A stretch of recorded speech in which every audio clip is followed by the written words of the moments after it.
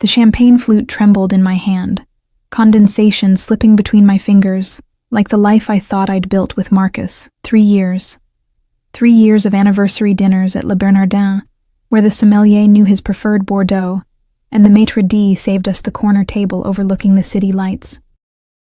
3 years of pretending I didn't notice the lipstick stains on his collar, the late nights that smelled of perfume that wasn't mine, the way his phone screen went dark whenever I walked into a room. I set the glass down on our marble kitchen counter, the one Marcus insisted we install during the renovation, the one that cost more than my mother made in 6 months, working double shifts at the textile factory.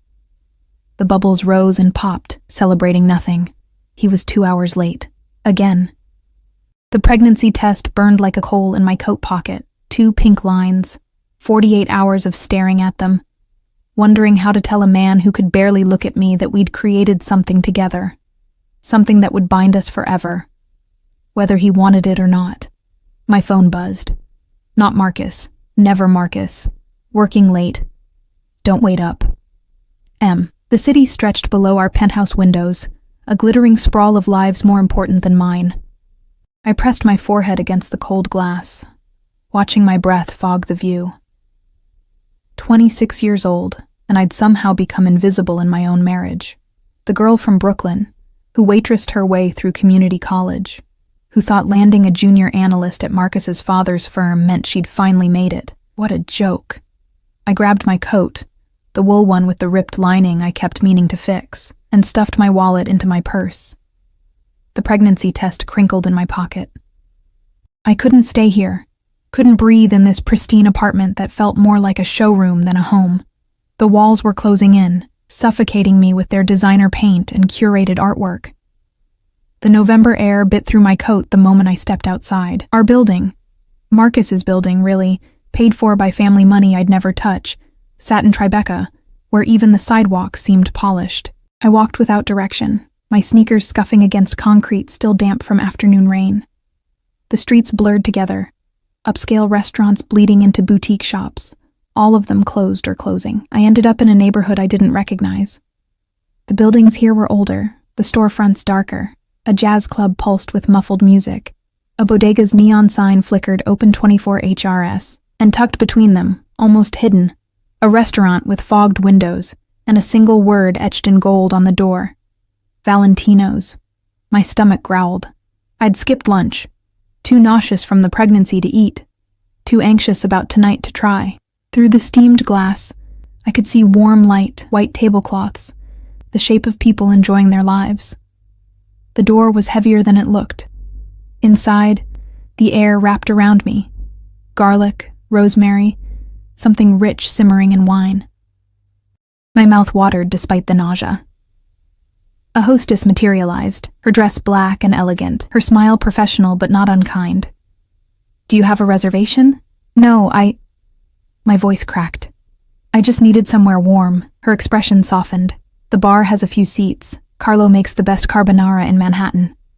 She led me through the dining room. Real candles flickered on tables where couples leaned close, where groups laughed over wine bottles, where life happened in warm, golden abundance.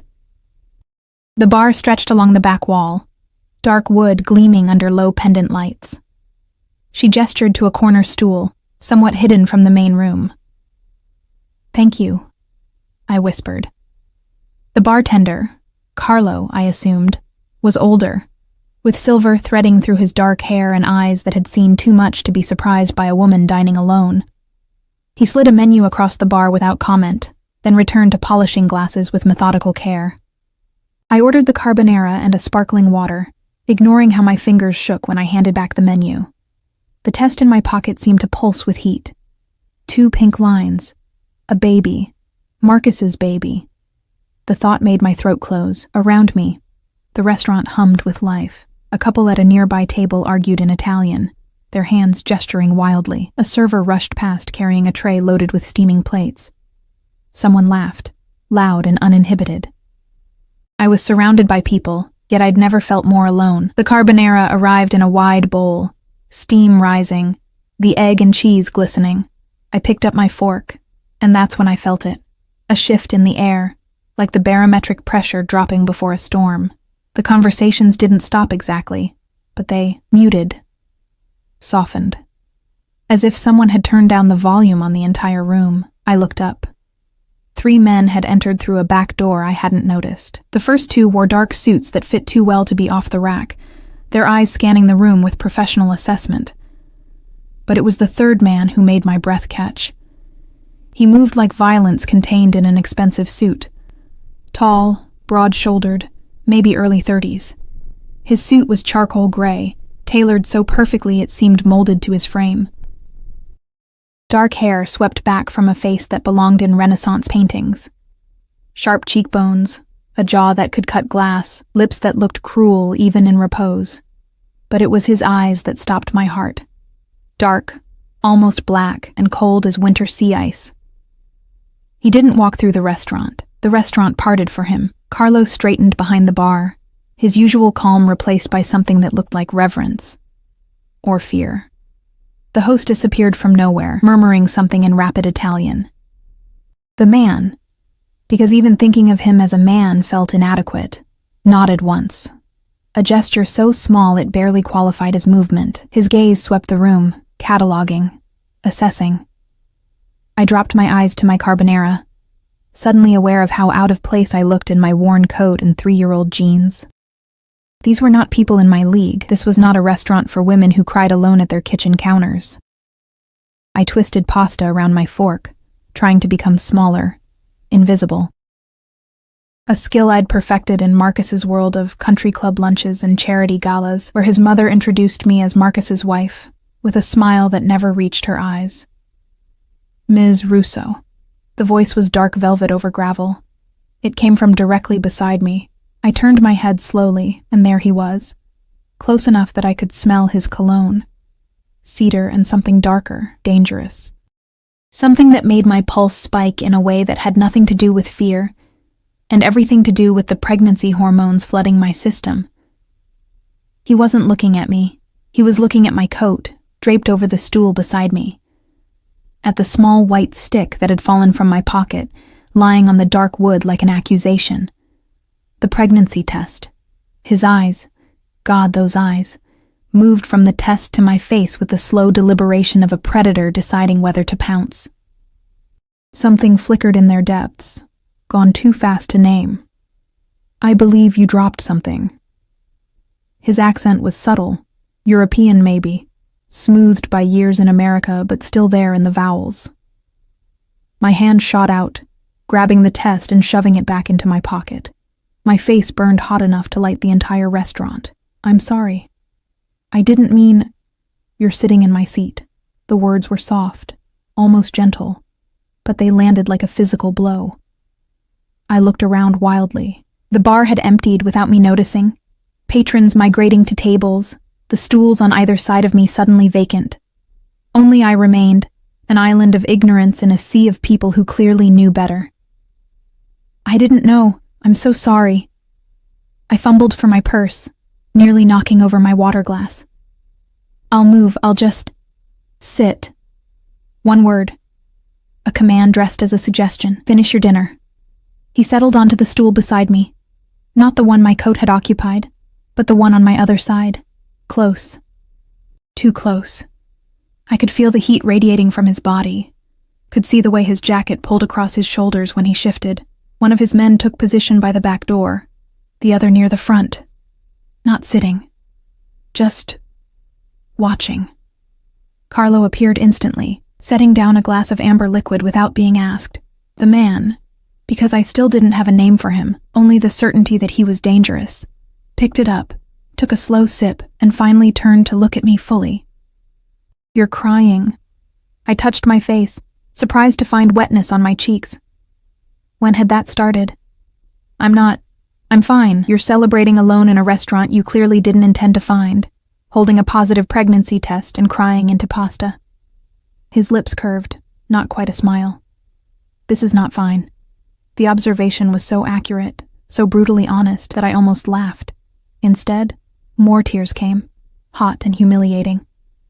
It's my anniversary. Congratulations. He's not here. The words spilled out before I could stop them. He's never here. I cut myself off, horrified, Why was I telling this to a stranger? A stranger who looked like he could snap necks without creasing his suit. He's a fool. The man said it with absolute certainty, as if it were a medical diagnosis rather than an opinion. I should have left then. Should have thrown money on the bar and run back to my empty penthouse, my absent husband, my carefully constructed life. Instead, I took a shaky breath and met those dark eyes. I don't even know your name. Something shifted in his expression, not a smile, but close. Dante. Dante, I repeated. It fit him. Classical. Dangerous. Don't. He raised his glass in a gesture that might have been a toast or a warning. Names have power, Piccola. Once I know yours, you become real. And real things. He paused, studying me with an intensity that made my skin prickle. Real things are harder to walk away from. I should have asked what he meant. Should have pressed for clarity. Instead, I picked up my fork and took another bite of carbonara, my hands steadier now, despite the tears still wet on my face. We sat in silence, me eating, him drinking, his men standing sentinel, while the restaurant continued its muted rhythm around us. When I'd scraped the bowl clean, Dante gestured to Carlo, another. And bread, she's too thin. I'm fine, I protested. You're eating for two. His eyes dropped to my pocket, where the test had disappeared, and crying alone on your anniversary. We've established that fine is not a word that applies to you tonight. Carlo brought more food without comment. Bruschetta, fresh bread with olive oil, a small plate of roasted vegetables. I stared at the abundance, my throat tight. I can't pay for all this. You think I would let you? Dante's voice dropped lower, dangerous. In my restaurant, women who cry eat for free. It's a rule. Your restaurant? I looked around with new eyes, the deference, the cleared seat, the way everyone moved around him like water around a stone. My restaurant, he confirmed. Among other things, the implications hung heavy in the air. I should have been afraid, should have recognized the signs, the guards, the automatic obedience, the cold authority in every word. Instead, I felt something else. Something warm and reckless blooming in my chest. Thank you, I whispered. For the food. For not asking questions. Everyone has questions, Piccola. I simply choose not to waste time on ones that don't matter. He finished his drink, set down the glass with precise care. The only question that matters is what you're going to do now. Now? You have information he doesn't have. Dante's gaze fixed on my pocket again. Information that changes everything. So what will you do? Go home to your empty apartment and your absent husband? Wait for him to notice you're alive? The words cut clean through every excuse I'd been making for 3 years. What else can I do? You can vanish. The suggestion was so unexpected, so impossible, that I laughed, actually laughed. The sound brittle and sharp. Vanish? I have a job, an apartment, a husband. A job that underpays you, an apartment in his name, a husband who isn't there. Each point landed like a blade. What exactly are you holding on to, Piccola? I opened my mouth to argue, but nothing came. Because he was right. God help me. This terrifying stranger was absolutely right. Dante stood, buttoning his jacket with precise movements. His men straightened, ready. He pulled a card from his pocket, heavy stock, embossed with just a phone number, and placed it on the bar beside my plate. When you're ready to stop being invisible, he said quietly. Call that number. I'll make sure you're seen. Then he was moving toward the back door, his men falling into formation, and I was alone again at the bar with a half-eaten meal and a business card that felt like a grenade in my hands. I sat there long after they'd gone, until Carlo gently suggested I might be more comfortable at a table, until the dinner rush faded and the restaurant settled into late-night quiet. The card stayed on the bar, catching the light, impossible to ignore. Outside, rain had started again, turning the streets slick and dangerous. I tucked the card into my pocket beside the pregnancy test. 2 impossible things, both capable of destroying my carefully constructed life. My phone buzzed. Marcus, finally, staying at the office. Don't wait up. M. I stared at the message for a long time. Then I deleted it, pulled out Dante's card, and walked out into the rain without looking back. The rain soaked through my coat before I'd walked 3 blocks. Cold water dripped from my hair, down my neck, into the collar of my shirt. I should have hailed a cab, should have gone home to the penthouse with its heated floors and pristine towels. Instead, I walked. The card in my pocket felt like it was burning through the fabric. A phone number. Nothing else. No name, no address. Just 10 digits that somehow felt more intimate than anything Marcus had given me in months. I found myself in front of a 24-hour diner, the kind with cracked vinyl booths and coffee that tasted like burnt rubber. The fluorescent lights buzzed overhead as I slid into a corner booth, as far from the windows as possible. A waitress with tired eyes and a stained apron brought me coffee without asking. "Rough night, honey?" You could say that. I wrapped my hands around the mug, letting the heat seep into my frozen fingers. She patted my shoulder, a brief maternal gesture, and left me alone with my thoughts.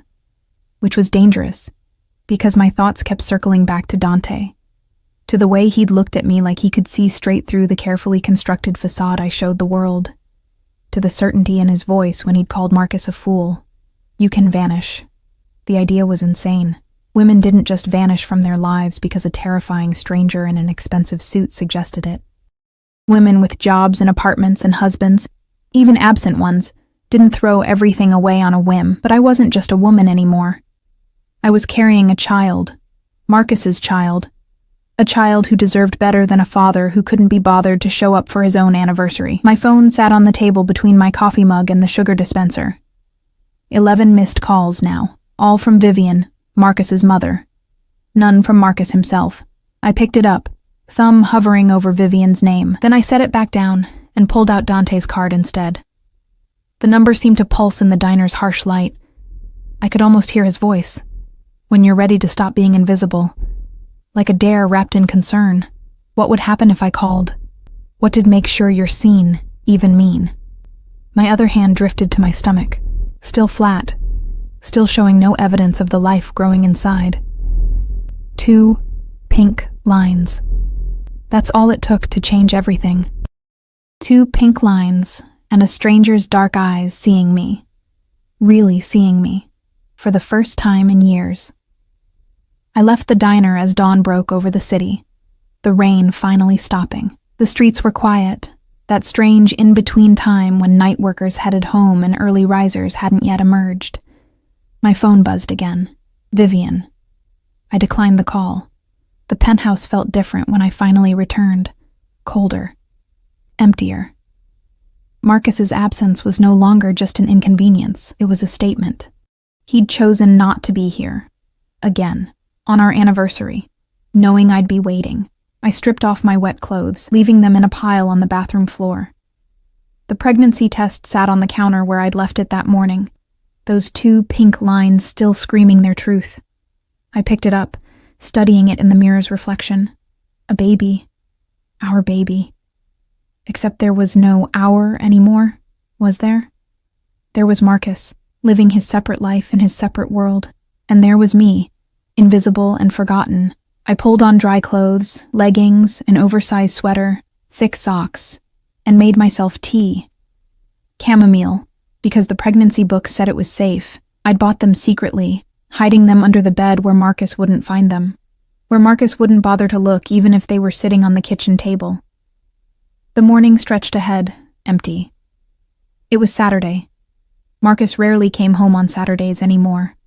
Work, he'd say, important clients, as if I didn't know the truth, as if I couldn't smell the perfume, couldn't see the hotel charges on credit card statements he thought I didn't check. I sat on the couch with my tea and Dante's card, watching the city wake up through floor-to-ceiling windows. People rushed along sidewalks below, purposeful and alive. I used to be one of them, before Marcus, before I'd traded my studio apartment in Brooklyn and my waitressing shifts for this gilded cage. You can vanish. My phone rang. Vivian again. This time, I answered. Emilia, thank God. Her voice was sharp, cultivated, everything I wasn't. Where is Marcus? He's not answering his phone. I don't know, Vivian. He didn't come home last night. A pause, then carefully. He told me you two had dinner plans. We did.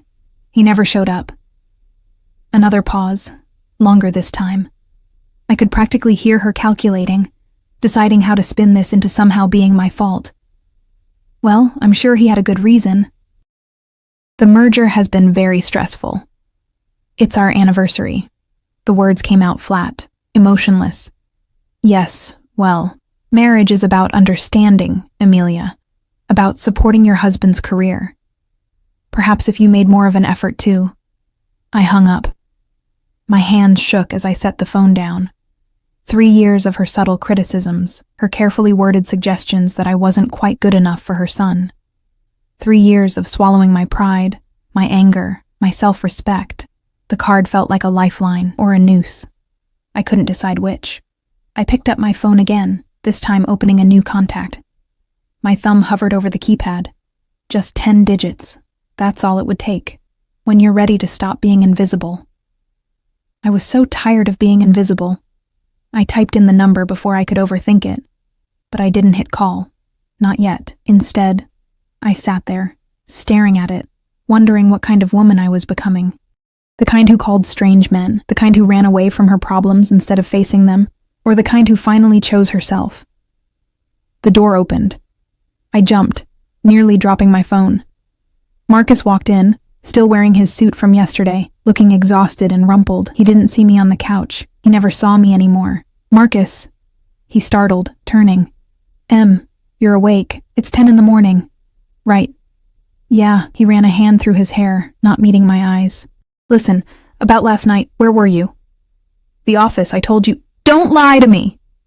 The words came out stronger than I felt. Not today. Not anymore. Something flickered across his face. Guilt. Annoyance. It was gone too fast to tell. I had a late meeting. It ran long.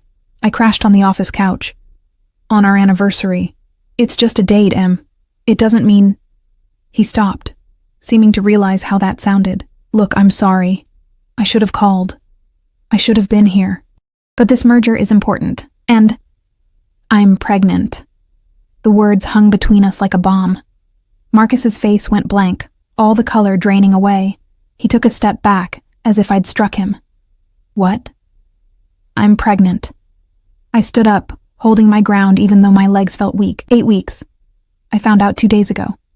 He stared at me. Through me. For a long moment, he didn't speak. Then, are you sure? I took 3 tests. Yes, I'm sure. Jesus. He turned away, hands on his hips. Jesus Christ, breathing hard. We can't. He spun back. You need to take care of it. The room tilted. Take care of it? We're not ready for a baby. My career is just taking off, and you... He gestured vaguely at me. This isn't the right time. The right time? I repeated the words slowly, tasting their poison. When would be the right time, Marcus? When you actually come home? When you stop sleeping with your assistant? His face hardened. I don't know what you think you know. Her name is Jessica. She wears Chanel No. 5. You've been fucking her for 6 months. The words felt good. Powerful. Did you think I was stupid? Did you think I wouldn't notice? This isn't about her. No, it's about you. About the fact that you can't be bothered to show up for your own wife, but you expect me to just, what? Erase our baby because it's inconvenient? Don't be dramatic. His voice went cold, the tone he used in business meetings. We both know this marriage isn't working. A baby won't fix that. It'll only make things worse. The truth of it hit harder than his words. He was right. Our marriage was a corpse we'd been pretending was still breathing, but hearing him say it, seeing the disgust in his eyes when he looked at me, that was something else entirely. Get out. Marcus blinked. What? Get out. Go to Jessica's. Go to the office. I don't care. Just get out of my sight. This is my apartment. Then I'll leave. I grabbed my phone, my purse, the coat that was still damp from last night. File the divorce papers. I won't fight you. Wait. He reached for me, but I jerked away. Let's talk about this. Let's be rational. Rational? I laughed, high and sharp. You want rational? Fine. Rationally, our marriage is over. Rationally, you're a cheating bastard who can't even pretend to love me anymore. Rationally, I'm worth more than this. I walked past him, heading for the door. He caught my arm. Where are you going? I looked at his hand on my arm, then at his face. I'm vanishing. His grip tightened. Don't be stupid. You have nowhere to go. Let go of me, Marcus. Not until you calm down and we discuss this like adults. The slap happened before I'd consciously decided to do it. My palm connected with his cheek, the sound sharp in the quiet apartment. Marcus released me immediately, his hand flying to his face, shock written across his features. Don't ever touch me again. I walked out. Down the hallway, past the doorman who carefully avoided looking at me, out into the November morning that smelled like rain and new beginnings. My heart hammered against my ribs, adrenaline making my hands shake. I pulled out my phone, found the number I'd entered earlier, and this time, I didn't hesitate. The phone rang once, twice. On the third ring, a voice answered. Not Dante. Someone else. Younger, with a thick accent. Yes? My voice cracked. I need to speak to Dante. Who is this? He gave me this number, last night, at Valentino's. He said... I took a breath. He said to call when I was ready to stop being invisible. A pause. Then... Wait, the line went quiet, but not dead. I could hear voices in the background, speaking rapid Italian. Footsteps. A door closing. Then, Piccola. His voice sent a shiver down my spine. Dante. He sounded unsurprised, as if he'd been expecting my call. I need help. Words came out small, broken. Where are you? Outside my building. I left. I told him about the baby and he... My throat closed. He wants me to get rid of it. Silence. When Dante spoke again, his voice was soft, deadly. Give me the address. I rattled it off, my brain on autopilot. Don't move. Someone will be there in 5 minutes. Do you understand? Don't go back inside. Don't speak to anyone. Just wait. Okay. Emilia. The sound of my name on his lips made my breath catch. He knew. Somehow he'd found out. You did the right thing. The line went dead. I stood on the sidewalk, clutching my phone, watching expensive cars pass by. 5 minutes felt like an eternity. I half expected Marcus to come down, to drag me back upstairs, to tell me I was being hysterical. But Marcus didn't come. Instead, a black SUV pulled up to the curb, its windows tinted so dark I couldn't see inside. The back door opened. A man emerged, one of Dante's guards from last night, his face impassive. Ms. Russo, please. He gestured to the car. I should have been afraid, should have questioned what I was doing, getting into a vehicle with armed men who worked for someone I'd met exactly once. Instead, I climbed in. The interior was leather and luxury, warm and safe. The guard closed the door gently, then got into the front passenger seat. The driver, another man in a dark suit, pulled smoothly into traffic. Neither of them spoke. Neither of them asked questions. They simply drove, navigating through Manhattan with practiced ease, heading away from Tribeca, away from my life. I leaned my head back against the seat, closing my eyes. My phone buzzed. Marcus, then Vivian, then Marcus again. I turned it off. Where are we going? I finally asked. The guard in the passenger seat glanced back. Somewhere safe, Miss Russo. The boss will meet you there. The boss. Dante. I was really doing this, running away with the help of a man I didn't know, leaving behind everything I'd built, everything I'd tried to become. But as the city blurred past the windows, I didn't feel fear. I felt something else. I felt free. The SUV drove for 40 minutes, leaving Manhattan behind. I watched through tinted windows as the city gave way to quieter streets, then to tree-lined neighborhoods I'd never seen before. We crossed a bridge, I couldn't tell which one, and entered an area where houses sat back from the road, hidden behind gates and old-growth trees. Finally, we turned onto a private drive. Iron gates swung open automatically, closing behind us with a decisive clang that made my pulse spike. The driveway curved through manicured grounds, past gardens that probably looked beautiful in summer, but now stood dormant under gray November skies. The house, no, the estate, materialized like something from a movie. Stone and glass, modern lines softened by ivy and age. Not ostentatious, but undeniably expensive. The kind of place that whispered old money and older secrets. The SUV stopped in front of massive wooden doors. The guard opened my door, offering his hand. I took it, stepping out onto gravel that crunched beneath my sneakers. The air here smelled different, cleaner, like pine and earth instead of exhaust and sidewalk steam. "This way, Ms. Russo." The doors opened before we reached them. A woman stood in the entrance, late 50s, steel gray hair pulled into a neat bun, wearing simple black slacks and a cream sweater. Her face was kind but assessing, taking in my rumpled clothes and wild hair with a single glance. "I'm Lucia," she said, her accent thicker than Dante's. "Welcome. Please, come inside." The interior took my breath away. High ceilings, warm wood floors, furniture that managed to be both elegant and comfortable. Artwork on the walls, real artwork, not the pretentious pieces Marcus's decorator had chosen. Windows everywhere, letting in gray morning light. "You must be cold," Lucia continued, already moving deeper into the house, "and hungry. When did you last eat?" I tried to remember. "The carbonara last night. Nothing since." "Last night." She made a disapproving sound. "Come." The kitchen. I followed her through rooms that seemed to go on forever, each one more beautiful than the last. The kitchen was enormous, all marble counters and professional appliances, but somehow still felt warm. Lived in.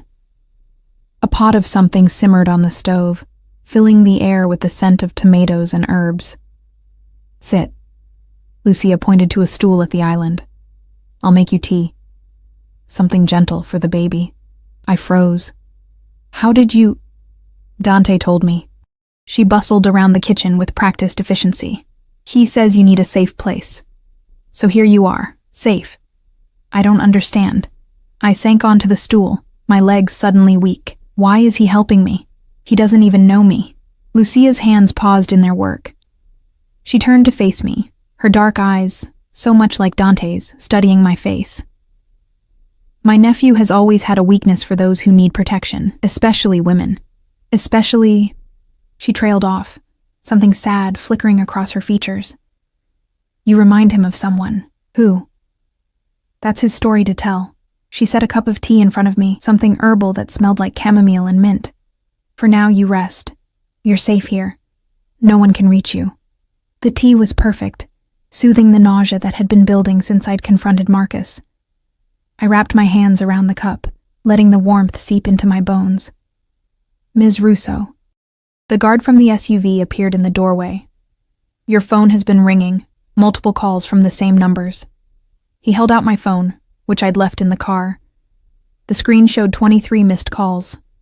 Marcus, Vivian, Marcus's father, even Jessica, his assistant turned mistress. "They're looking for me," I whispered. "They won't find you," Lucia said firmly. "Not unless you want them to." I stared at the phone, at all those missed calls representing people who hadn't cared about me until I disappeared. I should call them back, tell them I'm okay. "Are you?" Lucia's question was gentle but pointed. "Okay? Was I?" I'd walked out on my husband, accepted help from a stranger who was clearly dangerous, and was now sitting in a mansion I couldn't have afforded to breathe in. I was pregnant, alone, and had no idea what came next. "No," I admitted. "I'm not okay." "Then rest for decisions later." She ladled soup into a bowl, the same rich tomato scent from the stove. "Eat. Then Dante will explain everything. Where is he?" "Handling business." Her tone suggested I shouldn't ask what kind. "He'll be home this afternoon." Home. As if this palace were just a house. As if men like Dante, men with guards and restaurant empires and the kind of power that made people step aside, had normal homes. I ate the soup because Lucia watched me like a hawk, because my baby needed food even if I didn't feel hungry, because it gave me something to do besides spiral into panic. It was delicious, rich and complex, tasting of slow-simmered hours and generational recipes. When I'd finished, Lucia led me upstairs. The bedroom she showed me was larger than my entire Brooklyn studio had been. A 4-poster bed with white linens, windows overlooking gardens and forest beyond. An ensuite bathroom with a tub that could fit 3 people. "Rest," Lucia said. "I'll bring you fresh clothes. You're safe here, child. Whatever happens next, you're safe." She left, closing the door softly behind her. I stood in the center of the room, suddenly overwhelmed. This morning I'd been in my penthouse, confronting my cheating husband. Now I was in a stranger's mansion, hidden away like some fairy tale princess. Except this wasn't a fairy tale. Dante wasn't a prince. And I was far too old to believe in happy endings. I moved to the window, looking out at grounds that stretched into woods. Somewhere in the distance, I could see the iron gates we'd driven through. Between me and freedom.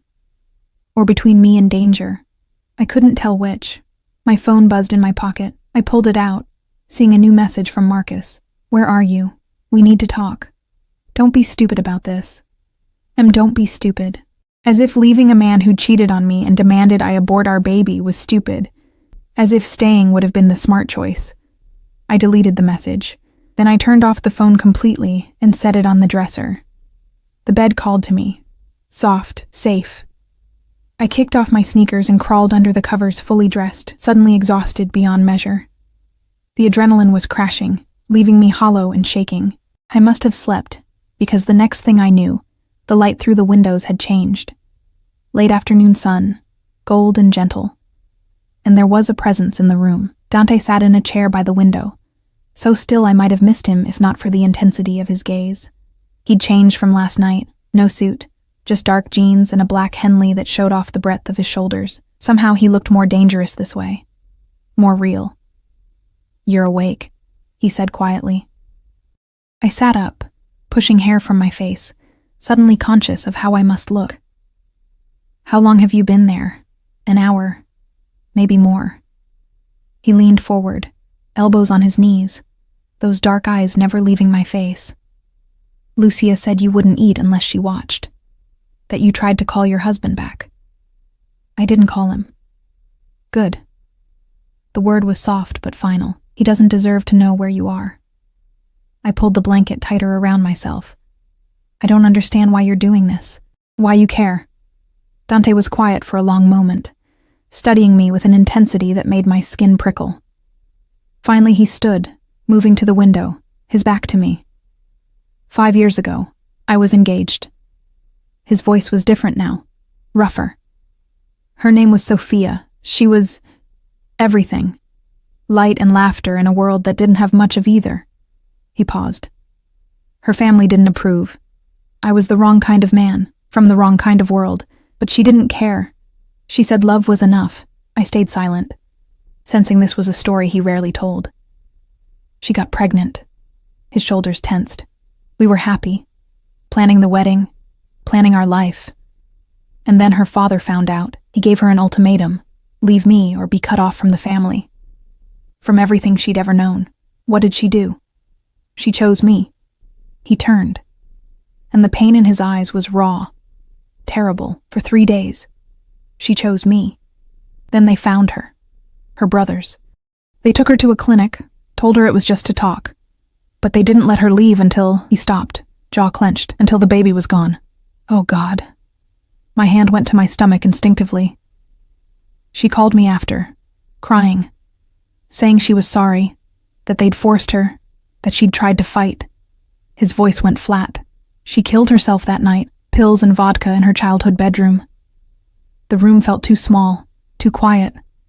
I couldn't breathe. I found her, Dante continued. Her father wouldn't let me see her before the funeral, but I have people. I broke into the house, into her room, and she was just lying there, like she was sleeping, except she wasn't. She'd never wake up again. Dante. So when I see a woman crying alone in my restaurant, holding a pregnancy test, talking about a husband who doesn't show up, he moved closer to the bed, his presence overwhelming. When I see a man who would tell that woman to take care of it as if a child is a problem to be solved, I care, Piccola. I care very much. The pieces clicked into place, the immediate help, the safe house, the protective rage I'd sensed under his controlled exterior. I'm not her, I said quietly. No, you're not. He sat on the edge of the bed, close enough to touch but not touching. You're stronger. You walked away. She couldn't. I had nowhere else to go. You had my number. You could have called anyone, but you called me. His hand lifted, hovering near my face, then dropping. That takes courage. Or stupidity. Sometimes they're the same thing. The ghost of a smile touched his lips. Lucia says you're 8 weeks along. Yes, and you want to keep it. It wasn't a question, but I answered anyway. Yes, even if Marcus doesn't. Even if it means doing this alone. You're not alone. The certainty in his voice made my chest tight. Not anymore. You don't owe me anything. This isn't about owing. He stood abruptly, as if sitting so close had become unbearable. You'll stay here, as long as you need. Lucia will take care of you, and my men will make sure no one bothers you. What about Marcus? He'll look for me. Something dark crossed Dante's face. Let him look. He won't find you. And if he somehow does, he left the threat unfinished, but I heard it anyway. I should probably go back, I said, even though the thought made me sick. Face him. Deal with the divorce properly. No. The word cracked like a whip. Not yet. Not until we know you're safe. Safe from what? Marcus isn't violent. He's just a man who doesn't want complications. Dante's eyes burned. Men like that are dangerous in different ways. They won't hit you, but they'll break you down until you believe you deserve nothing better. Until you think leaving is impossible. His words hit too close to home. You don't know him. I know men. He moved toward the door, then paused. Rest more. Eat dinner with us tonight. Tomorrow we'll figure out what comes next. Us? Lucia and I. Sometimes my cousin Marco. We're family here, Piccola. And now so are you. He left before I could argue, the door clicking shut with finality. I sat in the gathering darkness, his words echoing in my head. Your family now. I'd never had family. My mother had died when I was 19. No siblings, no extended relatives who gave a damn. Marcus's family had never accepted me, had always made it clear I was temporary, insufficient, wrong. But this dangerous stranger, and his protective aunt and his guarded mansion. This was family? My phone buzzed from the dresser. I turned it back on without thinking. Another message from Marcus. I know you're upset, but this is childish. Come home so we can discuss this like adults. M. I stared at the message for a long moment. Then I typed a reply. File the papers. I'm not coming back. I hit send before I could second-guess myself, then powered off the phone again. Through the window, I watched lights come on across the grounds. The estate transformed in the dusk, becoming something almost magical. Safe. Protected. A prison or a sanctuary. I still couldn't tell which, but for the first time in 3 years I could breathe. Dinner was an intimate affair in a formal dining room that somehow felt warm despite its grandeur. Lucia had set 3 places at one end of a table that could easily seat 20. Candles flickered between us, casting dancing shadows on oil paintings of people who shared Dante's dark eyes and sharp features. My grandfather, Dante said, catching me staring at a particularly stern portrait. He built this house in 1952. Bought the land for nothing, filled it with everything. It's beautiful, I said quietly. It's a fortress. He poured wine for himself and Lucia, then filled my glass with sparkling water without asking. The gesture was small but attentive, as if he'd already memorized what I could and couldn't have. My grandfather understood that safety requires walls, high ones. Lucia brought out dish after dish, roasted chicken with herbs, vegetables that tasted like they'd been grown on the property, bread so fresh it steamed when she broke it open.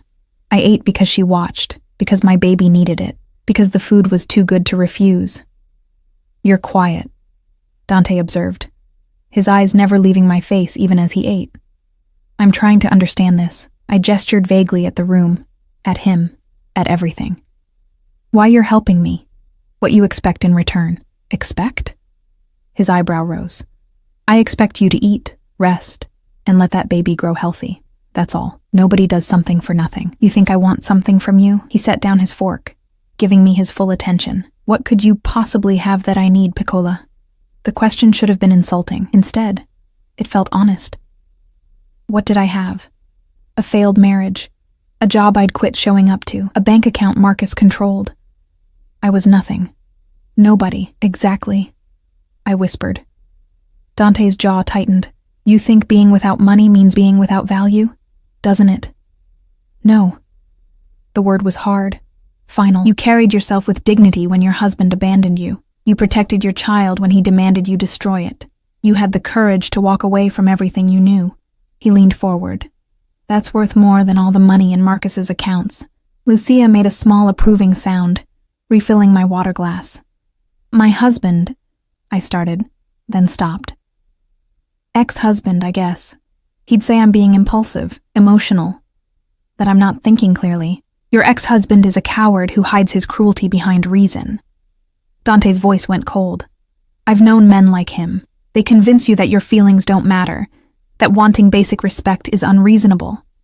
They make you small so they can feel big. Every word landed like a physical blow, because every word was true. How many times had Marcus dismissed my concerns as overreacting? How many times had he made me feel crazy for wanting him to care? I should hate him, I said quietly. But mostly I just feel empty. Hate comes later. Dante picked up his wine, swirling it thoughtfully. First comes grief. You're mourning the man you thought he was. How do you know so much about this? I told you about Sophia. His knuckles whitened around the glass. After she died, I spent years being angry. At her family, at myself, at God.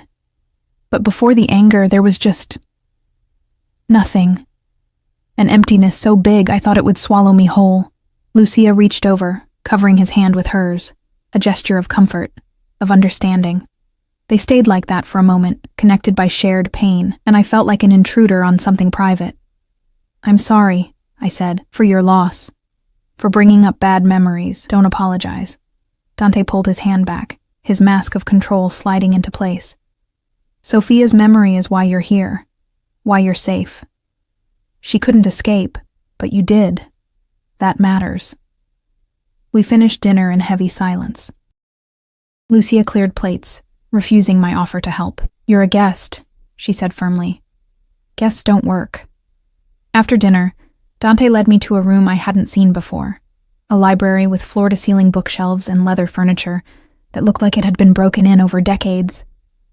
A fire crackled in the fireplace, making the room feel like something from another century. Sit, he said, gesturing to a couch near the fire. I sat, tucking my legs under me.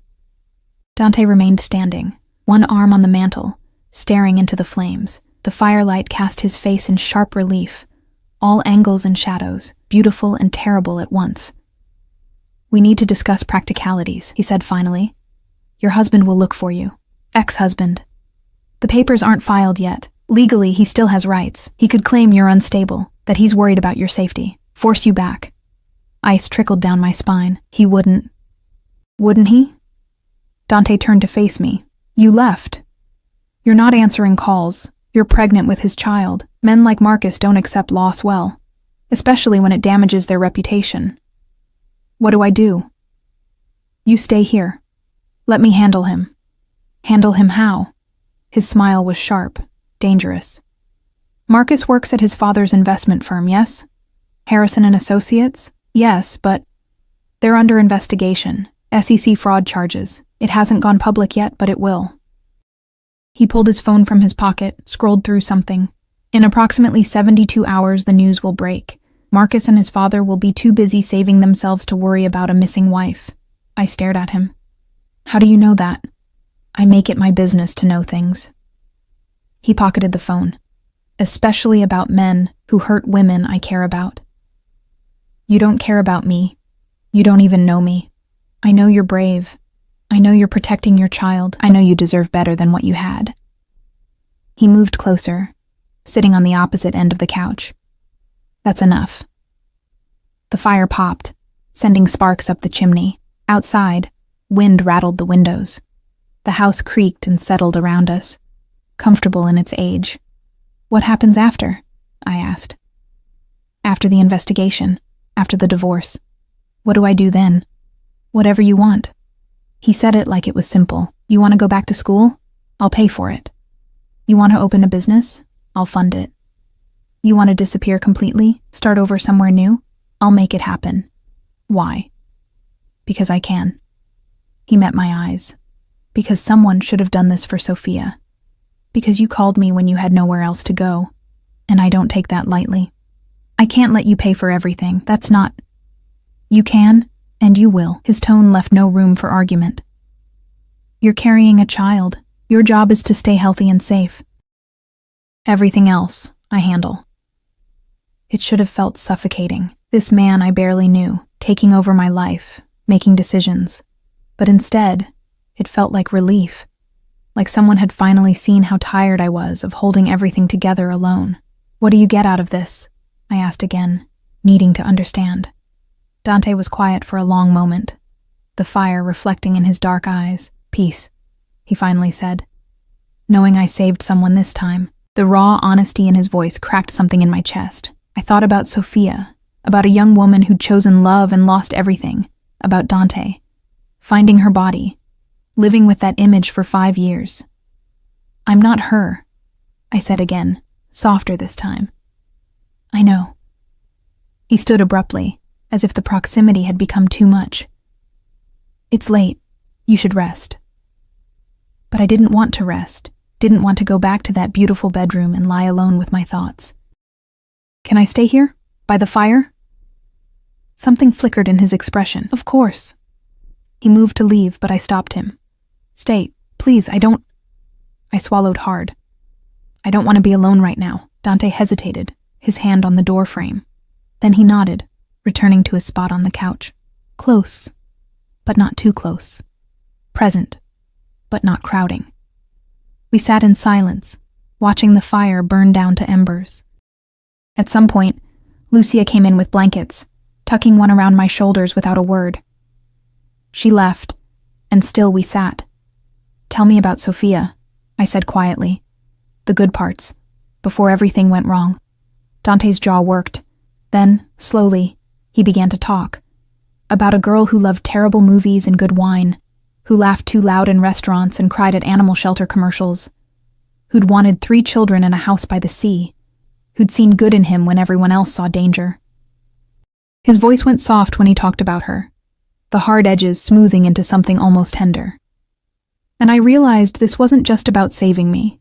This was about honoring her, about making her death mean something, by ensuring mine didn't go the same way. She would have liked you, he said eventually, his eyes distant.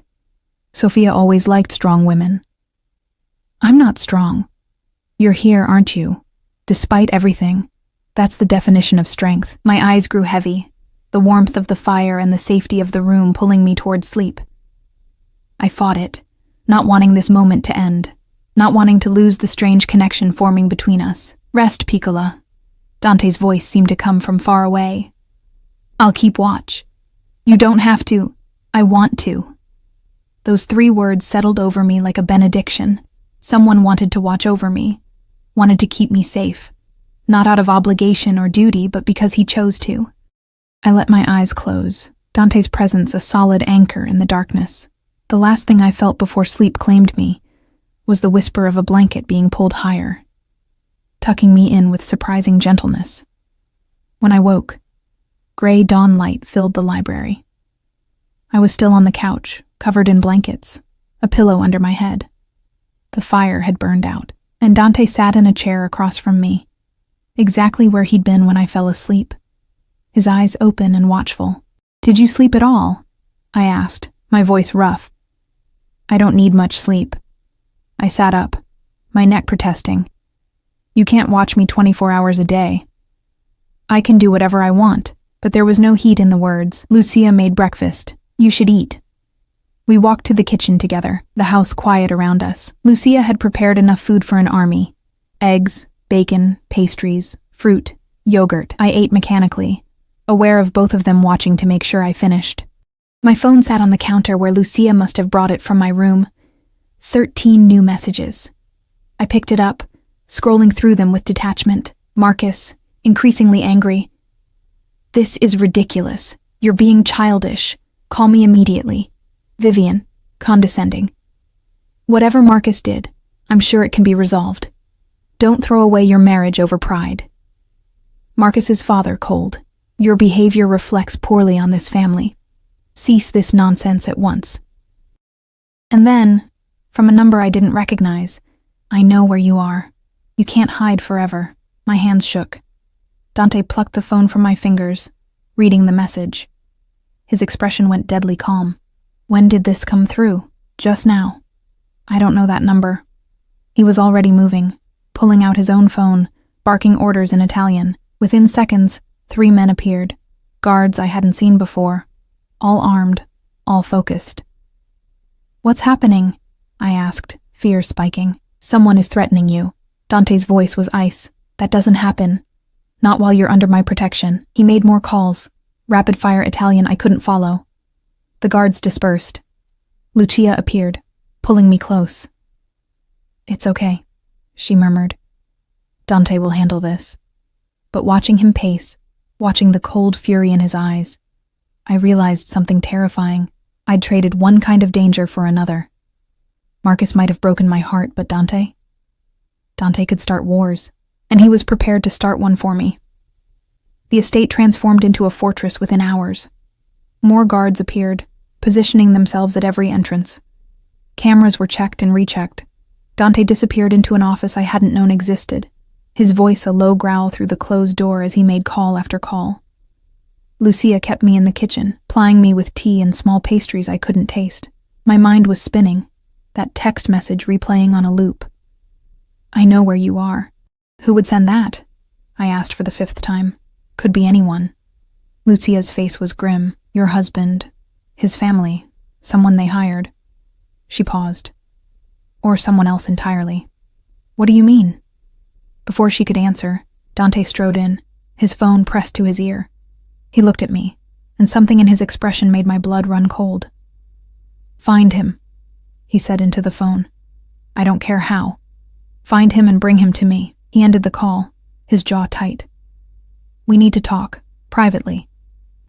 Lucia squeezed my shoulder once, then left. Dante waited until we were alone before speaking. The message was sent from a burner phone. Untraceable. He leaned against the counter, arms crossed.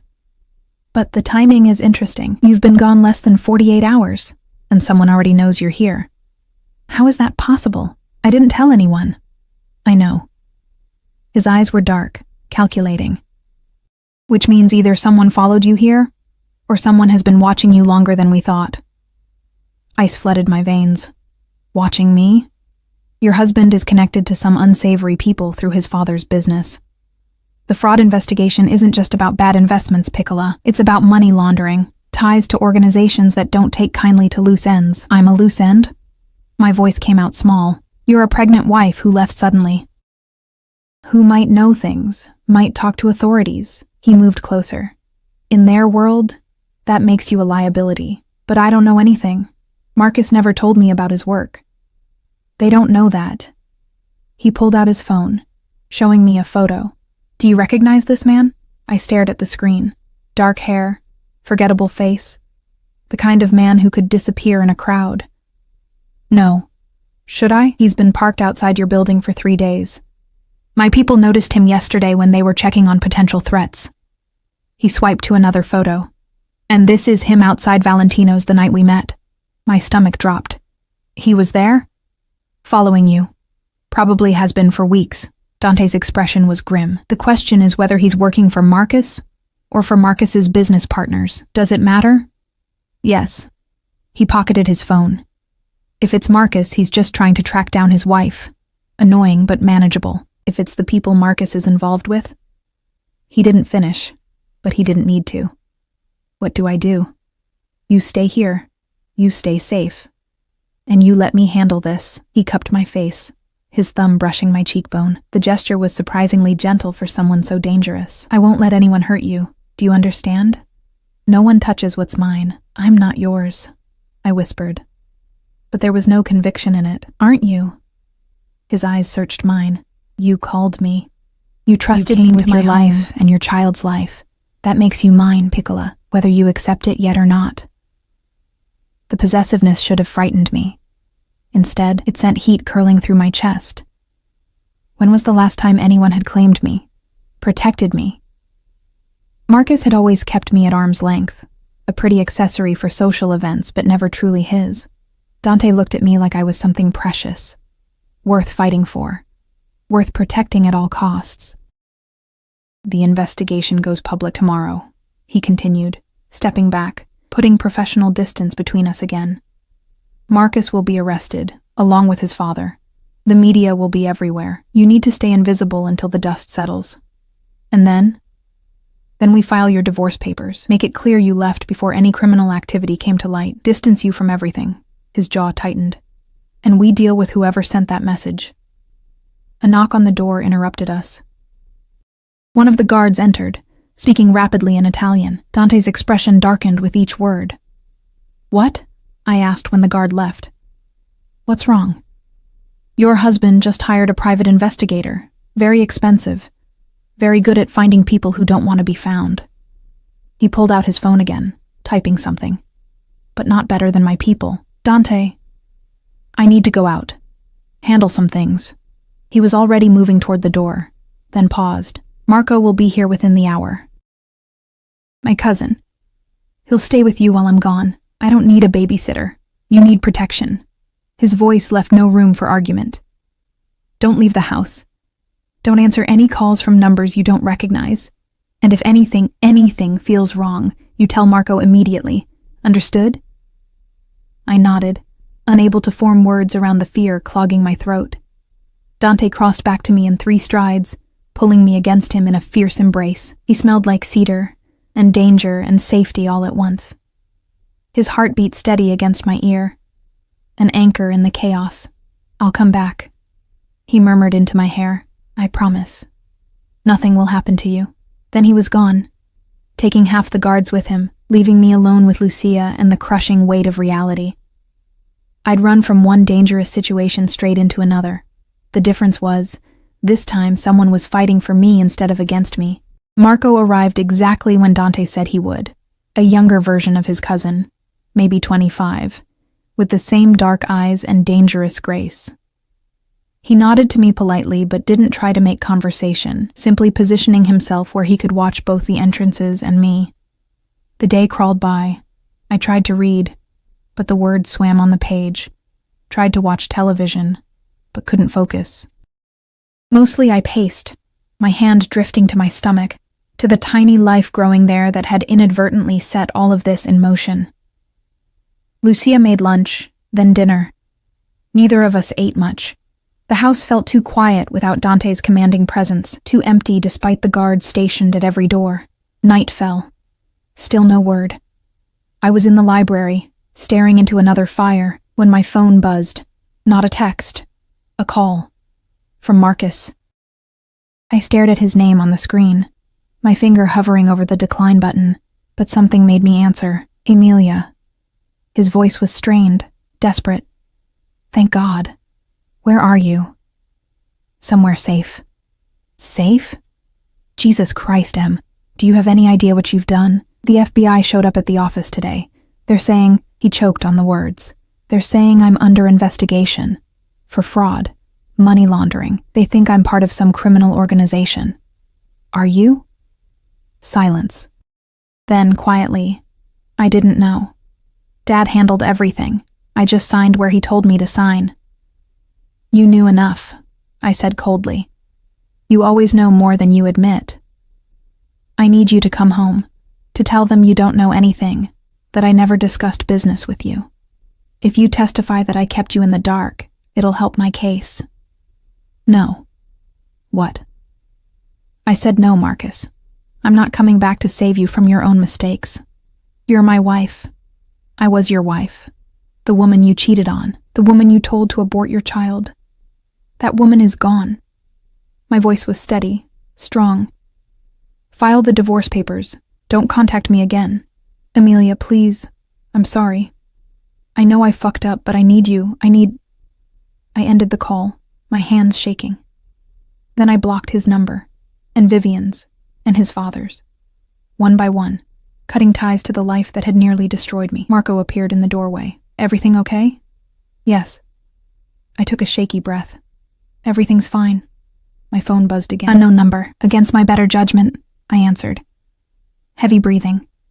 Then, "You think hiding will save you?" The voice was distorted, mechanically altered. Fear spiked hot and sharp. "Who is this?"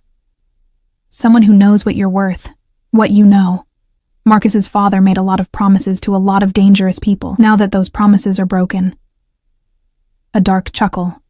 Well, wives make excellent leverage. The call ended. I couldn't breathe, couldn't think. Marco was across the room in an instant, taking the phone from my shaking hands. What happened? Someone. They know.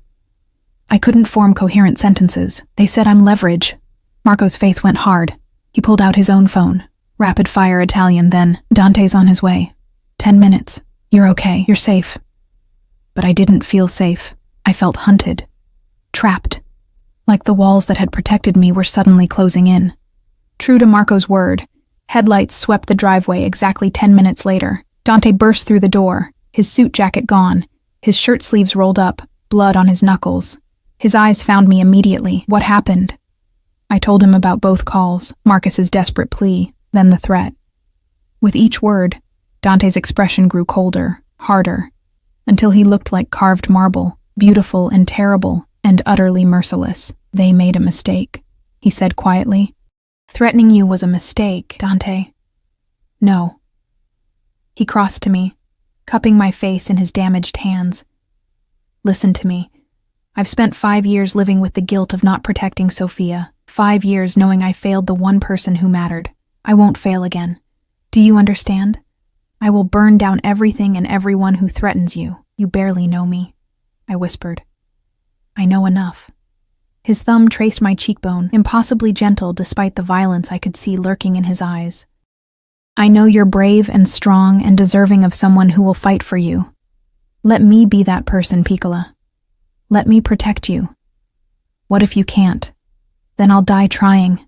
He said it simply, as if it were a fact rather than a promise. But it won't come to that, because I'm very good at what I do. Over the next 3 days, I watched Dante dismantle my old life with surgical precision. The fraud investigation exploded across every news channel. Marcus and his father led away in handcuffs, their assets frozen, their reputation destroyed. Private investigators hired to find me suddenly dropped the case after receiving visits from Dante's men. The unknown number that had threatened me went silent after its owner was found, and discouraged. Dante wouldn't tell me details. You don't need that darkness, he'd say whenever I asked, but I could see it in the set of his shoulders. The blood he occasionally came home wearing, the cold satisfaction in his eyes. He was protecting me. Violently. Completely. Without hesitation. And I was falling for him. It happened slowly, then all at once. The way he made sure I ate every meal. The way his hand would drift to my stomach when he thought I wasn't looking, as if already feeling the life growing there. The way he'd sit with me in the library every night, talking about nothing and everything, building something that felt dangerously like intimacy. I should look for an apartment, I said one evening, 2 weeks after I'd arrived. Start applying for jobs, figure out what comes next. Dante looked up from the book he'd been reading, his expression unreadable. You want to leave? I can't stay here forever. Why not? The question hung between us. I had 100 reasons. It wasn't my house. I was imposing. I needed independence. But none of them felt true. The truth was scarier. Because I'm starting to depend on you, I admitted. And that's dangerous. Dangerous how? You're what you do. I struggled to find words that wouldn't sound judgmental. You're not safe. No. He set down his book, giving me his full attention. I'm not safe. I'm a man who does terrible things to protect what's mine, who has enemies and blood on his hands and a past I can't erase. He leaned forward. But you? You're safer with me than you've ever been in your entire life. That's not the same as safe. You're right. He stood, crossing to where I sat. But maybe safe isn't what you need. Maybe what you need is someone who will stand between you and every threat, no matter how dangerous. Someone who sees you, really sees you, and fights to keep you visible to the world. Dante, I'm falling in love with you. The words were blunt, honest, terrifying. I know it's too soon.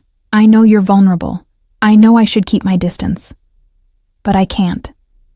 Every day I watch you get stronger, watch you grow that baby, watch you become the woman you were always meant to be. And I fall harder, my breath caught. You can't love me. You don't know me. I know you take your tea with honey but no milk. I know you read the last page of books first because you hate surprises. I know you're terrified of being a bad mother, but you'll be extraordinary. I know you cry in the shower when you think no one's listening, mourning the life you thought you'd have. His voice dropped. I know you, Amelia, and I love what I know. Tears spilled down my cheeks. I'm pregnant with another man's baby. You're carrying a child who will be loved and protected because they're part of you. He wiped my tears with gentle thumbs. I don't care about biology. I care about you. About giving you the life you deserve. This is crazy. Maybe. He smiled, small and real. But when has love ever been sane? I kissed him. I couldn't help it. Couldn't resist the pull any longer. His lips were soft and firm at once, tasting like whiskey and promises. He kissed me back carefully, like I was precious, breakable, worth savoring. When we pulled apart, both breathing hard, he rested his forehead against mine. Stay, he whispered. Not as a guest. Not because you have nowhere else to go, but because you want to, because this is where you belong. What about the baby? Our baby. He placed his hand over my still flat stomach. Mine by choice, if not by blood. If you'll let me. More tears came, but these were different. Hopeful. Yes, yes. Yes to staying. Yes to... I took a shaky breath. Yes to trying. To seeing where this goes.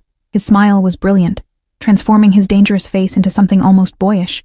He kissed me again, deeper this time, and I felt the future shift, realign, reform into something I'd never imagined but desperately wanted. 6 months later, I stood in the garden behind the estate, one hand on my swollen belly, watching Dante argue with the wedding planner about flowers. He wanted peonies, Sophia's favorite. The planner insisted they were out of season. Find them anyway, Dante said, his tone leaving no room for argument. My wife wants peonies. Wife. We'd married quietly 3 months ago, just us and Lucia and a judge who owed Dante a favor. Nothing like the elaborate wedding I'd had with Marcus. This was real, solid, built on truth instead of illusion. The baby kicked, strong and insistent. Our daughter, because yes, we were having a girl, already had her father's stubbornness.